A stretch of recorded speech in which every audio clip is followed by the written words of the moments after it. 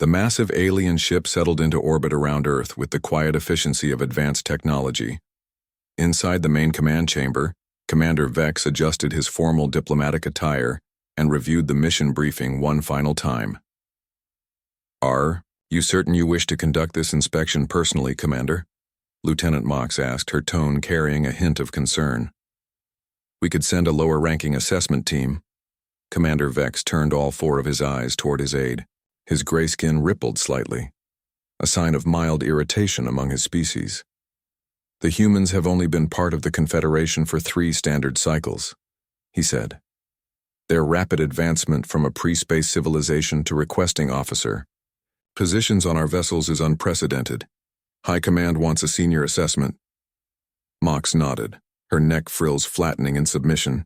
"Of course, Commander. The shuttle is prepared." The descent to Earth was smooth. Vex watched through the viewport as clouds parted to reveal the blue-green planet below. It was, by Confederation standards, a rather ordinary world. Moderate gravity, oxygen-nitrogen atmosphere, large water bodies. Nothing in its planetary profile suggested it would produce a species that had captured the attention of the entire Galactic Confederation. The shuttle landed on a designated pad at the Earth Space Defense Academy. A modest welcome party waited on the tarmac. Vex noted the lack of ceremonial display. Most new member species would have arranged elaborate greeting rituals to impress Confederation officials. The humans simply stood in a straight line wearing crisp, dark uniforms. As Vex descended the ramp, a tall human male stepped forward. "Commander Vex, welcome to Earth. I am Director Han Jun of the Space Defense Academy. We are honored by your presence." Vex performed the formal greeting gesture of his species, a slow wave of his upper right arm. "The honor is mine, Director Han. The Confederation appreciates your willingness to showcase your training methods." Han Jun bowed slightly. "This is our lead instructor, Kim Sun," he said, gesturing to a shorter, broad-shouldered female beside him. Kim Sun's face remained neutral, but her eyes studied Vex with an intensity that made his inner membranes flutter. There was something in that gaze, a calculating assessment that seemed oddly predatory for such a physically unimposing species. "We have prepared a full tour," she said. 3 Earth days to observe our training programs, facilities, and results. "We will answer your questions with complete transparency."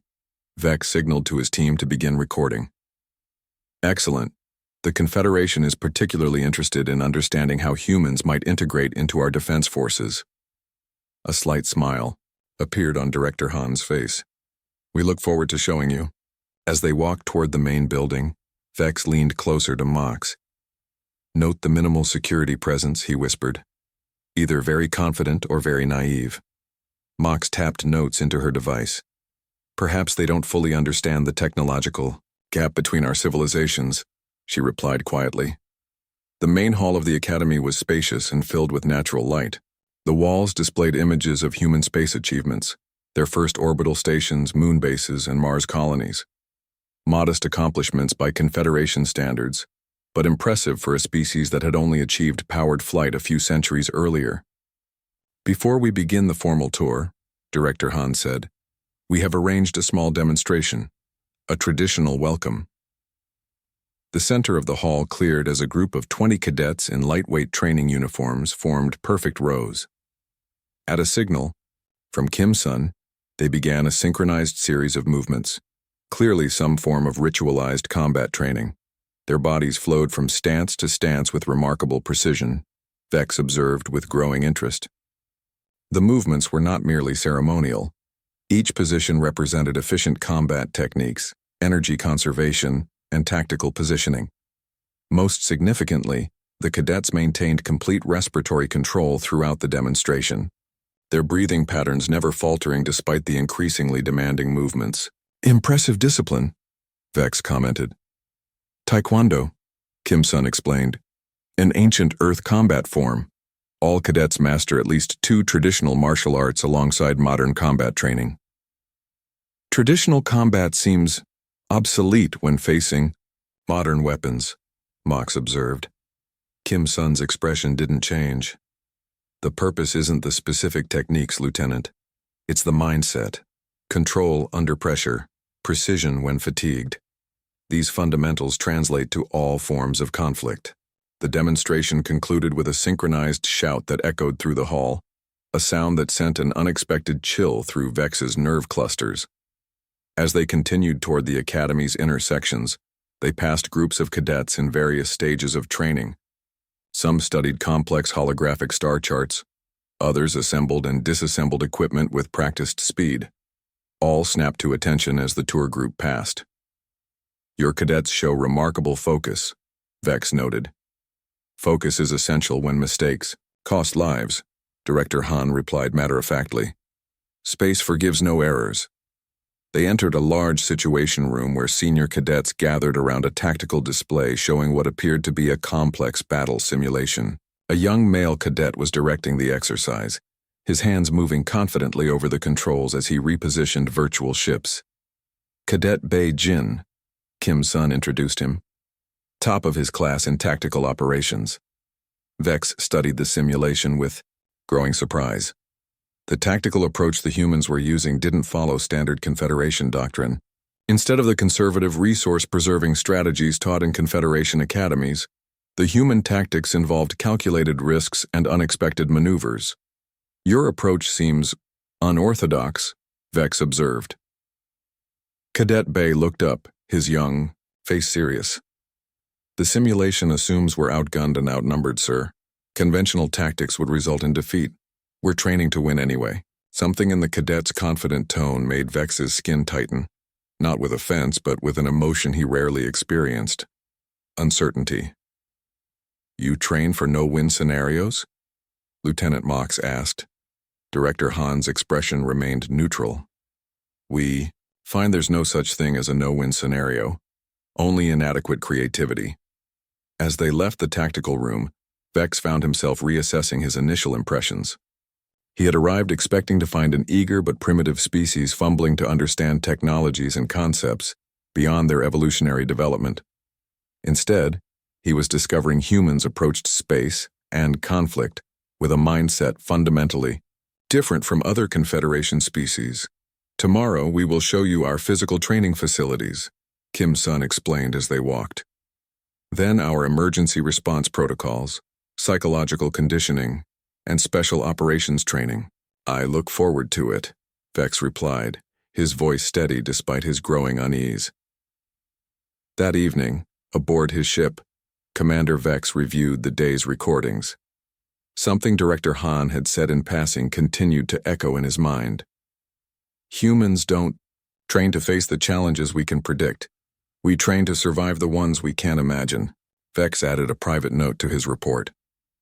Initial assessment suggests human integration into Confederation forces may be more complex than anticipated.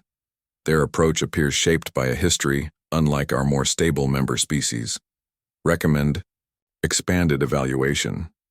As he prepared for sleep cycle, Vex found himself wondering what kind of evolutionary pressures had shaped a species that didn't just train to follow protocols, but trained specifically to function when protocols failed. He had 2 more days to find out. Commander Vex woke early the next morning, his sleep cycle disturbed by thoughts of what he had observed the previous day. He spent an hour reviewing Confederation records on human physiology before meeting his team for the day's tour. "You seem troubled, Commander," Lieutenant Mox noted as they prepared to return to the academy. "Merely curious," Vex replied. "The humans are physically unimpressive by Confederation standards. Their muscles generate less force than ours. Their senses are dull compared to many species. Yet their confidence suggests they know something. We do not." The shuttle landed precisely at the scheduled time. Director Han and Instructor Kim were waiting, both wearing training uniforms rather than the formal attire of the previous day. "Today we will show you our physical training facilities," Director Han explained as they walked. "We thought it appropriate to dress accordingly." They entered a vast underground complex. The air was thick with humidity and carried the distinct scent of human exertion. Dozens of cadets were engaged in various forms of physical training: lifting, weights, running on tracks, climbing walls, and navigating obstacle courses. "This is our standard gravity training area," Kim's son explained. Basic physical conditioning happens here. Vex watched a female cadet execute a series of jumps over barriers, her movements precise and economical. Your gravity is only 1G, he noted. Many Confederation worlds have higher gravity. Humans would be at a disadvantage. Kim's son's expression remained neutral, but something like amusement flickered in her eyes. Please, follow me. They proceeded, through a heavy security door into a section marked Advanced Physical Training. Inside, the air felt instantly heavier. Vex felt his body strain against the increased gravitational pull. This section is maintained at 1.8 times Earth gravity, a new voice announced. A broad-shouldered human male approached them, moving with surprising ease despite the crushing gravity. Vex found himself having to engage his species' secondary muscle groups just to stand upright. Commander Lee Hyun, the man introduced himself with a slight bow. I oversee physical conditioning. Inside the high-gravity chamber, a group of cadets were performing what appeared to be routine exercises, lifting weights, performing calisthenics, and running laps. Their movements were slower than those in the standard gravity area, but they were functioning with remarkable efficiency. How long do they train in these conditions? Lieutenant Mox asked, her voice strained from the effort of speaking under the increased gravity. Standard protocol is 4 hours daily, Commander Lee replied. Senior cadets may spend up to 6 hours. Vex could not hide his surprise. 6 hours? At nearly double gravity? Lee nodded. We train regularly at double Earth gravity. It builds resilience. But your homeworld is 1G, Vex stated, confusion evident in his voice. What purpose does this serve? Humans evolved in 1G, Director Han explained, but we prepare for all environments. When our cadets serve on higher gravity worlds, they must not merely survive, they must perform excellently. Vex exchanged glances with Mox. Confederation. Species typically trained exclusively at their native gravity or less.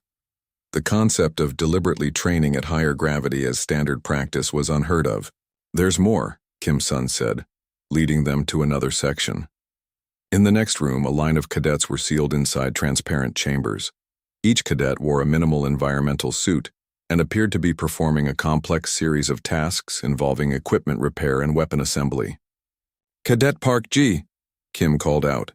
A short female cadet stepped forward. Her face showed no emotion, but her eyes were alert and focused. Demonstrate Emergency Suit Protocol Delta, Kim instructed. Cadet Park nodded and moved to a sealed locker. At Kim's signal, alarms blared and red lights flashed. Park moved with practiced precision, opening the locker and removing what appeared to be a tightly packed bundle. With astonishing speed, she unfolded the bundle, stepped into it, and sealed herself inside what was now recognizable as an emergency vacuum suit. A display showed the elapsed time. 17 seconds. 17 seconds? Lieutenant Mox couldn't hide her astonishment. Confederation standard time for emergency suit donning is 40 seconds. Our atmosphere is fragile, Cadet Park said simply, her voice slightly muffled through the suit's communication system. We've always prepared for the worst. Vex studied the human with new interest. Have you ever needed to use this skill in an actual emergency? No, sir, Park replied. But when that day comes, I will be ready. The tour continued to a firing range where cadets practiced with various weapons. Some were familiar energy-based weapons similar to Confederation standard issue. Others were projectile weapons that seemed surprisingly primitive. You still train with kinetic weapons? Vex asked, watching as a male cadet disassembled and reassembled a projectile rifle with blindfolding speed. Commander Yoon Tae, Kim introduced, the instructor supervising the training. He oversees weapons proficiency.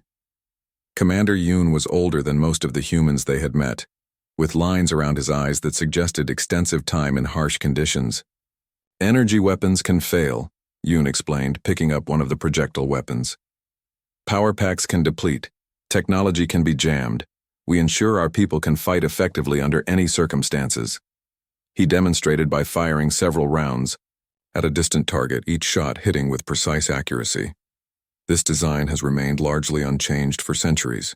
Simple, reliable, effective. Vex found himself taking mental notes, something he hadn't expected to do when observing what he had assumed would be inferior training methods. Their next stop was a large pool where cadets swam in full uniform, some carrying weighted packs. Water, survival training, Commander Lee explained. Humans are not naturally buoyant. We must learn to overcome our limitations. Vex watched as instructors deliberately created panic situations, tangling cadets in simulated debris, shutting off lights, and adding simulated currents. The cadets methodically worked through each challenge. Most Confederation vessels don't contain large water bodies, Mox observed. No, Director Han agreed. But the principles apply universally. Stay calm when environment turns hostile. Conserve energy. Solve problems methodically even while physical systems are under stress. As they moved to another section, Vex noticed a training area where cadets were learning to function in what appeared to be deliberately impaired conditions. Some wore devices that limited vision, others had arms bound, and some wore devices that seemed to cause pain or discomfort. What is the purpose of this training? Vex asked, watching as a cadet with artificially impaired vision navigated a complex obstacle course. Injury adaptation, Kim Sun replied. In critical situations, our people must continue functioning despite damage to their bodies or senses. This seems unnecessarily harsh, Lieutenant Mox commented. Commander Lee's expression hardened slightly. Space is harsh, Lieutenant. So is war. We do not train our people to function only in ideal conditions. As they left the physical training area, Vex found his mind racing with calculations. Human physical capabilities were indeed inferior to many Confederation species on paper. Yet their deliberate training in adverse conditions created a resilience that many naturally stronger species might lack. Back aboard his ship that evening, Vex added to his report, human physical training emphasizes function under deliberately impaired conditions. While they lack the natural adaptations of many member species, they systematically train to overcome these limitations. Of particular note is their emphasis on maintaining function when systems fail or bodies are damaged. This approach differs fundamentally from Confederation doctrine, which emphasizes technological solutions to physical limitations. He paused, then added, recommend reassessment of human integration protocols. Their approach to physical limitation may offer valuable insights to Confederation training methods. As he prepared for the third day of observation, Vex found himself anticipating what other surprises these seemingly unremarkable beings might reveal. The third day of the inspection began with a light rain falling over the Academy grounds. Commander Vex found the constant patter of water against the transport shuttle oddly distracting. His species evolved in arid conditions, and the casual way humans accepted moisture from the sky still seemed strange to him. Director Han met them at the entrance carrying no protection against the rain. Water droplets clung to his uniform and hair, but he showed no discomfort. Today we will show you our simulation facilities and psychological training programs, Han explained as they walked through the Academy corridors. This is perhaps the most important aspect of our preparation for space service. Lieutenant Mox tilted her head in curiosity. More important than physical or tactical training? The mind controls everything else, Han replied simply. Director Kim will join us shortly. She is overseeing a live exercise. They entered a large control room filled with monitoring equipment. Dozens of screens showed different angles of what appeared to be the interior of a spacecraft. Technicians monitored vital signs and system readings while instructors made notes on data tablets. Kim Sun stood at the central console, watching the main screen intently. She nodded to acknowledge their arrival but kept her focus on the simulation. What are we observing? Vex asked, studying the screens. A crisis response exercise, Han explained. A team of final-year cadets is facing a scenario they have never encountered before. We are evaluating their response. Vex watched as the screens showed 5 human cadets aboard what appeared to be a mid-sized patrol vessel. Suddenly, warning, lights flashed. A breach appeared in the hull, atmosphere venting into space. Simultaneously, the power systems flickered and communication arrays went dark. Multiple catastrophic failures, Lieutenant Mox observed. Confederation protocols would call for immediate evacuation. As if to contradict her statement, the human team split up rather than heading for escape pods. 2 cadets moved to seal the breach. Another began rerouting power systems while the remaining 2 prepared defensive positions near the entry points. They're not evacuating, Vex noted with surprise. Evacuation is rarely the optimal solution, Kim Sun said, speaking for the first time since their arrival. It concedes defeat and abandons resources. On the screens, the situation worsened. Hostile boarding parties appeared at multiple entry points. The simulated enemies were clearly modeled after a known pirate species from the outer rim of Confederation space. The cadet team leader, a focused young man with calm eyes, issued quick commands. His team responded with practiced efficiency, setting up choke points and preparing ambushes rather than facing the boarders directly. Cadet Choi Min, Kim identified the leader. He shows particular promise in asymmetric tactical thinking. This seems unnecessarily risky, Vex commented as he watched the humans deliberately allow enemies to penetrate deeper into the vessel rather than establishing a defensive line. Director Han smiled slightly. We find that humans perform exceptionally well under pressure. What appears risky is actually calculated improvisation. The simulation progressed with increasing intensity. The human team suffered injuries but continued functioning. They used the ship's damage systems against the boarders, venting specific compartments, overloading power relays near enemy positions, and creating confusion through manipulated communication systems. Most surprisingly to Vex, they eventually turned the tide completely, not only repelling the boarders but launching a counter-boarding action to capture the enemy vessel.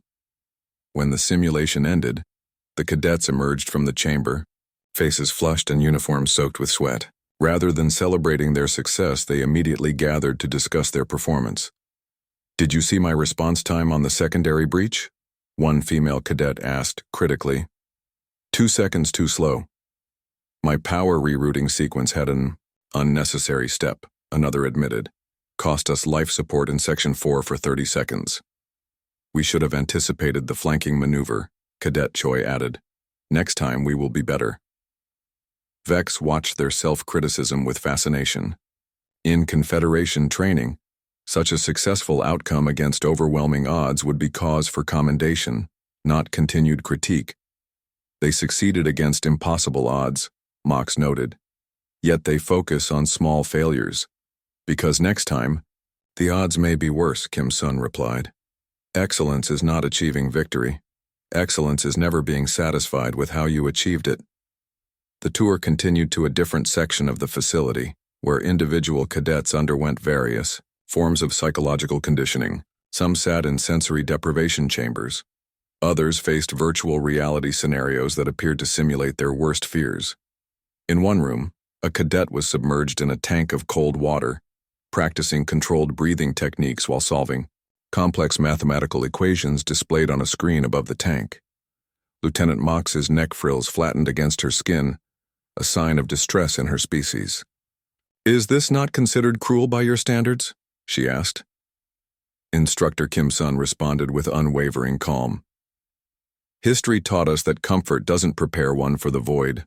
Our ancestors survived ice ages, plagues, and world wars. We honor their resilience by cultivating our own. In another chamber, cadets were subjected to what appeared to be fear response testing. Each faced personalized scenarios designed to trigger their individual psychological weaknesses. We identify each cadet's breaking point, Han explained, then teach them to function beyond it. In the Confederation, we focus on psychological stability, Vex noted. We screen out individuals prone to fear or panic. Fear is not weakness, Kim countered. Fear is information. We don't eliminate it. We teach our people to use it. They observed as a cadet faced a simulation of being trapped in a failing ship, alone and with no hope of rescue. Rather than panic, the young human methodically worked through survival protocols, extending his life support far beyond standard calculations. Cadet Kang Do, Kim identified him. Failed this simulation 12 times before developing the correct mental approach. He refused to quit. You allowed him to continue after repeated failures? Mox asked, clearly surprised. Persistence often matters more than natural aptitude, Han replied. Some of our best officers were initially our worst cadets. The final demonstration took place in what the humans called the isolation ward. Here, cadets volunteered for extended periods of complete isolation, no human contact, minimal sensory input, and challenging survival conditions. 3 weeks is the current record, Kim noted as they observed a cadet in her second week of isolation. The young woman was thin and clearly exhausted, but her eyes remained alert as she performed complex tasks on minimal resources. What possible benefit comes from this suffering? Vex asked. Deep space assignments can mean months without contact, Han explained. Rescue may be impossible. We must know our officers can maintain function and sanity even when completely alone. They left the psychological training facilities. Vex found himself unusually quiet. The humans' approach to mental conditioning contradicted everything in Confederation training doctrine. Rather than selecting for natural psychological stability, they deliberately built resilience through exposure to failure, fear, and hardship.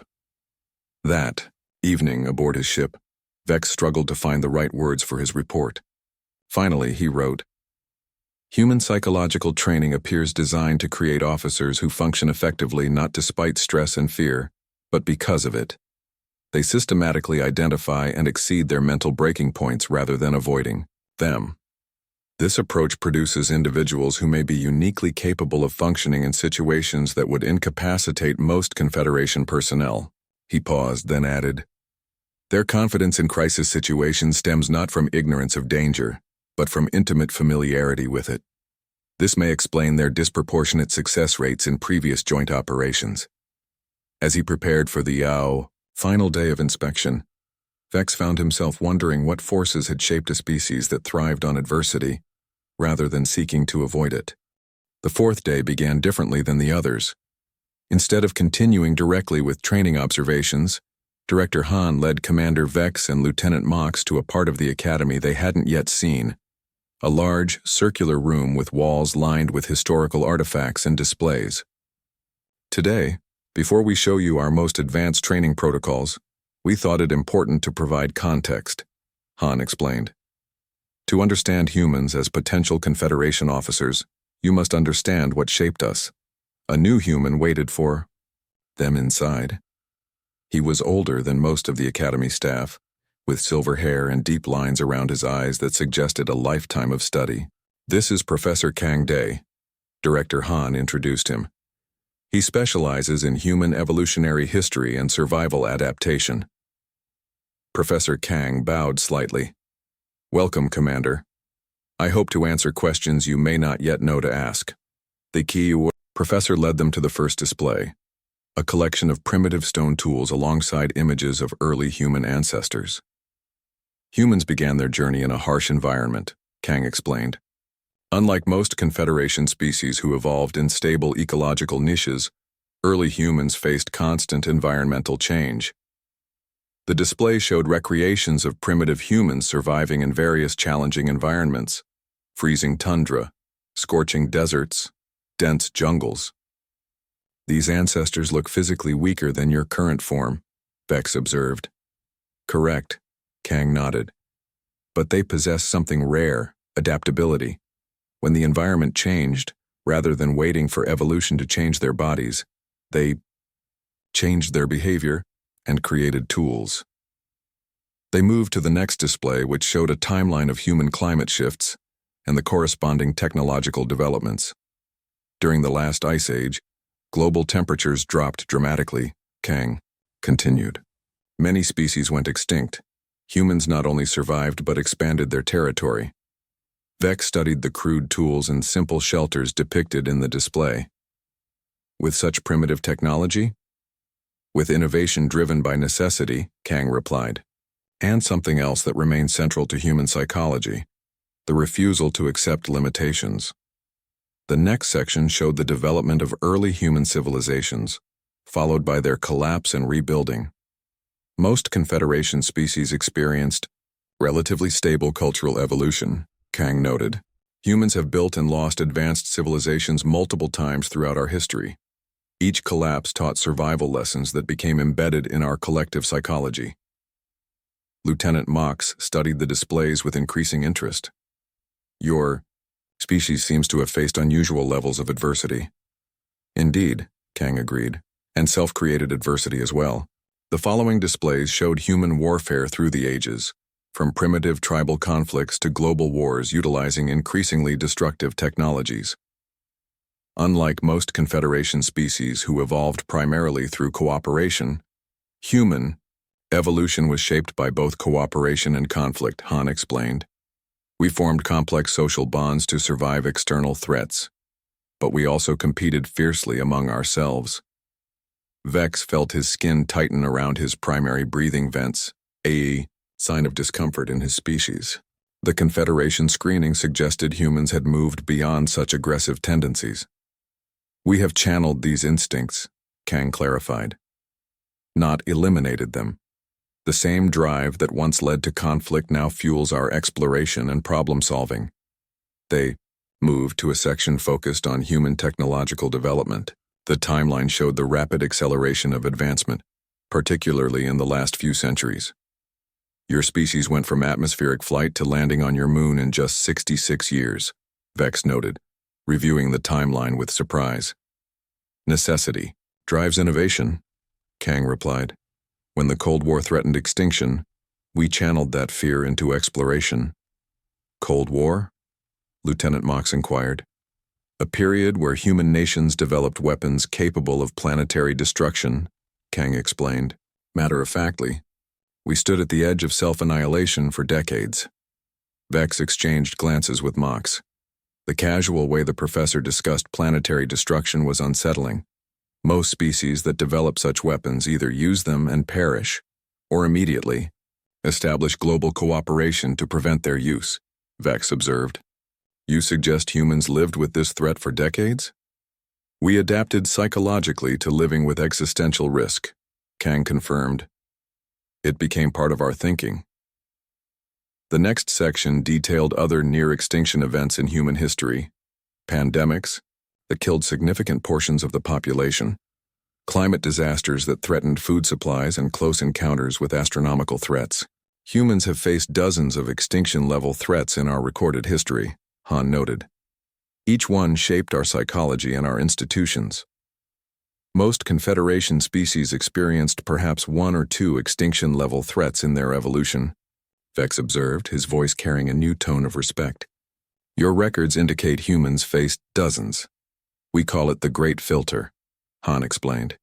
In evolutionary terms, each of these challenges eliminated many species across the galaxy. Humans simply refused to be filtered out. The final historical section showed humanity's first steps into space, their early rockets, orbital stations, lunar bases, and Mars colonies.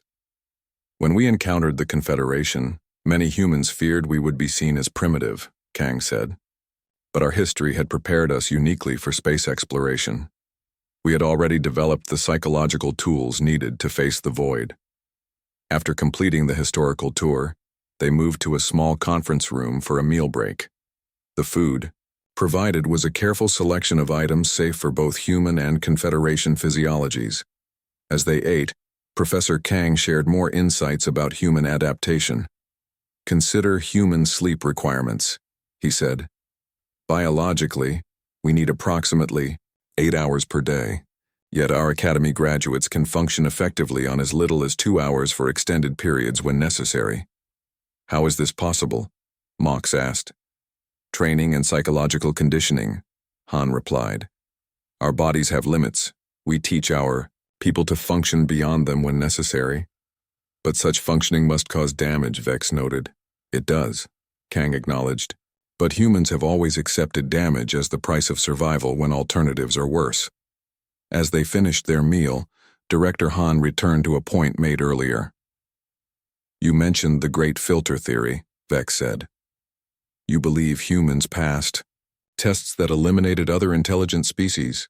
It's more than theory, Han replied. The Confederation's own census confirms it. Of the 37 member species, how many evolved on planets with frequent natural disasters, climate instability, or predator-heavy environments? Vex considered the question. Very few, perhaps 3 or 4. And how many of those species developed through cycles of civilization collapse and rebuilding? None that I'm aware of, Vex admitted. Precisely. Han nodded. Most evolved in relatively stable environments where cooperation was clearly advantageous. Humans evolved in chaos, where survival often required both extraordinary cooperation and extraordinary competition. As they prepared to continue the tour, Vex found himself reassessing everything he had previously assumed about human capabilities. The historical context explained much about what he had observed in the training facilities. That evening, his report to Confederation High Command included a new section. Human history reveals a species shaped by survival pressures, far exceeding those experienced by most member species. Their psychological and physical training methodologies reflect an evolutionary path defined by adapting to constant change and existential threat. This may explain their unusual approach to crisis management and their ability to function effectively in conditions that would incapacitate most Confederation personnel. As he completed his notes, Vex felt a growing unease about what the final day might reveal. The morning of the final day brought clear skies and a renewed sense of purpose to Commander Vex. After 4 days of observations that had systematically challenged his preconceptions about humans, he was determined to understand the full extent of their capabilities. "I would like to see your most advanced training program," Vex requested as he met with Director Han in the Academy's central courtyard. Han's expression showed brief hesitation. "Are you certain, Commander? Some of our specialized protocols can be unsettling to outside observers." "The Confederation requires a complete assessment," Vex replied firmly. "My report must be thorough." Han nodded once. "Very well, please follow me." Instead of moving toward the main academy buildings, Han led them to a small, unmarked structure set apart from the other facilities. The entrance required multiple security verifications, including retinal scans and voice recognition. "Lieutenant." Mox recorded everything, her expression increasingly tense. "What we are about to show you is called the Lazarus Protocol," Han explained as they descended in an elevator that seemed to travel deep underground. "It is reserved for our most elite candidates, and participation is strictly voluntary." "Lazarus?" Vex inquired. The reference is unfamiliar. "An ancient human cultural figure who returned from death," Han explained. "The name is appropriate, as you will see." The elevator doors opened to reveal a sterile, clinical environment more reminiscent of a medical facility than a training center. Medical staff in specialized gear moved purposefully between different sections. The lighting was harsh and white, revealing every detail with unforgiving clarity. Commander Kim Sun waited for them, accompanied by a new human, a tall female with the focused gaze of a predator and the calm demeanor of someone intimately familiar with crisis. "Commander Vex, this is Dr. Xin Hua," Kim introduced her. "She oversees our survival medicine program." Dr. Xin bowed slightly. "Welcome to Lazarus. Our goal here is simple, to ensure that death is merely an inconvenience to our operatives, not a mission-ending event." Vex felt his skin ripple with unease at the casual way she discussed death. Before he could formulate a response, Xin led them into an observation room overlooking a training area. Below, a team of cadets were engaged in what appeared to be emergency medical procedures. One cadet lay on a table with a simulated severe injury to his chest cavity. Rather than waiting for medical assistance, he was performing self-surgery, his hands steady despite the obvious pain. "Cadet Nam Jin," Dr. Xin identified him. "He is demonstrating emergency self-treatment for a compromised lung in zero-gravity conditions." "He is operating on himself?" Lieutenant Mox asked, her voice rising with shock. "Yes," Xin confirmed. "In deep space missions, medical assistance may be hours or days away. Our operatives must be capable of sustaining themselves until help arrives." The next demonstration was even more disturbing. A female cadet with simulated damage to both legs was completing a complex obstacle course, improvising mobility solutions with available materials while simultaneously defending against hostile targets. Cadet Lee Soo, Kim noted. She is demonstrating continued mission capability despite catastrophic limb damage. Vex watched in stunned silence as the human dragged herself through the course with brutal efficiency, never slowing or showing signs of surrender despite the simulated pain and blood loss. "This is beyond normal training," he finally said. "This is necessary," Han interrupted firmly. "Space is unforgiving. So are our enemies. When systems fail and bodies break, the mission must continue." The tour proceeded to a section where cadets trained in pairs. One would sustain a simulated critical injury, while their partner would need to both complete mission objectives and keep their injured comrade alive. The most dangerous moment for any operative is not when they themselves are injured, Dr. Shin explained. It is when someone they care about is suffering. We train them to channel that emotional response productively. "Your species forms strong emotional bonds," Vex observed. "Yes," Kim agreed. "What you might consider a weakness, we have transformed into a strength. The desire to protect one's team often enables humans to exceed normal physical limits." The final demonstration took place in a sealed chamber that simulated the conditions of a critically damaged spacecraft. A lone cadet was surrounded by failing systems, toxic atmosphere, and multiple breach points. "Observe Cadet Rohan," Director Han said with quiet pride. "He will demonstrate the full Lazarus protocol." What followed was unlike anything Vex had witnessed in his long career.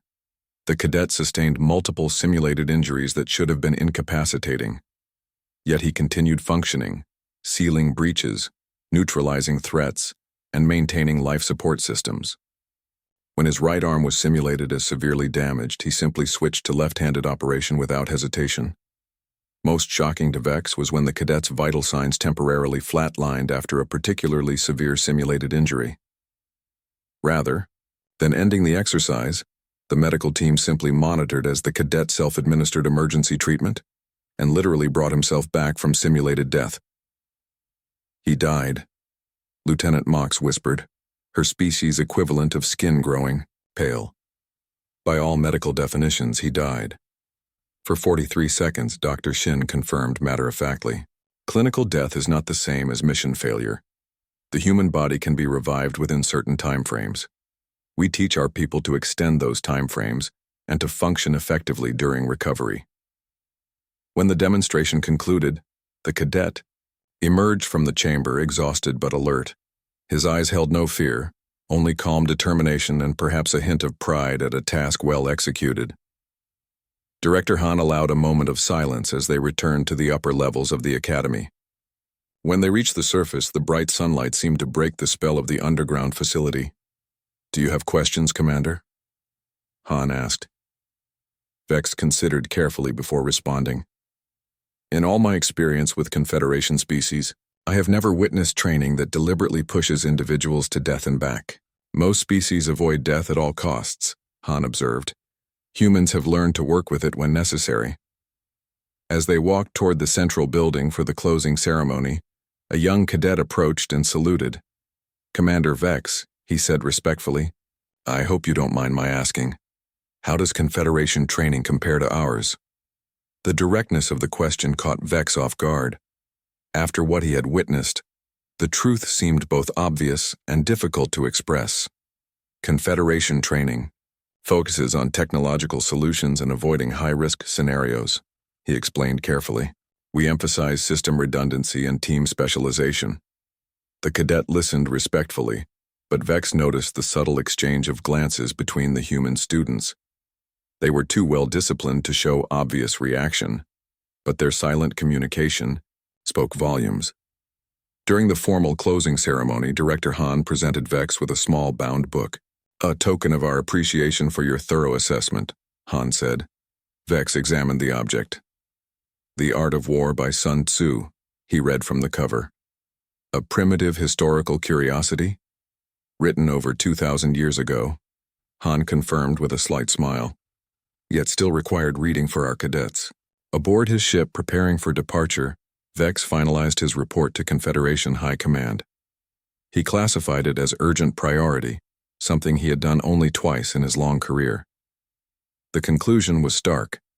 Humans weren't just adaptable, they were forged through evolutionary pressures that made them uniquely dangerous when threatened and uniquely valuable as allies.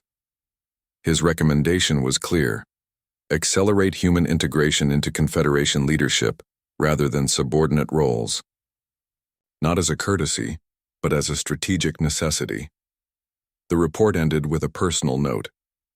I arrived expecting to evaluate a developing species. I leave convinced that humanity's psychological profile represents both our greatest potential ally and, if mishandled, our most formidable potential adversary. Their academy doesn't just train soldiers. It refines a survival instinct honed across millennia of existential threats. The humans have a saying, "What doesn't kill you makes you stronger." Their entire evolutionary history is proof of this concept. Lieutenant Mox found him later in the observation deck, watching Earth grow smaller as they departed. "You seem troubled, Commander," she noted. "Was your assessment so concerning?" Vex considered the question carefully. "Not concerning, illuminating. I understand now why several hostile species have avoided Earth, despite its apparent vulnerability. Will the Confederation accept your recommendations for accelerated human integration?" "They must," Vex replied simply. "The humans have a quality rare in the galaxy. They train not just to survive the impossible, but to conquer it." When asked later by his colleagues about his experience at the Human Academy, Vex would tell them simply, "They smile while doing things that would break most species, and then they do it again, but better the second time."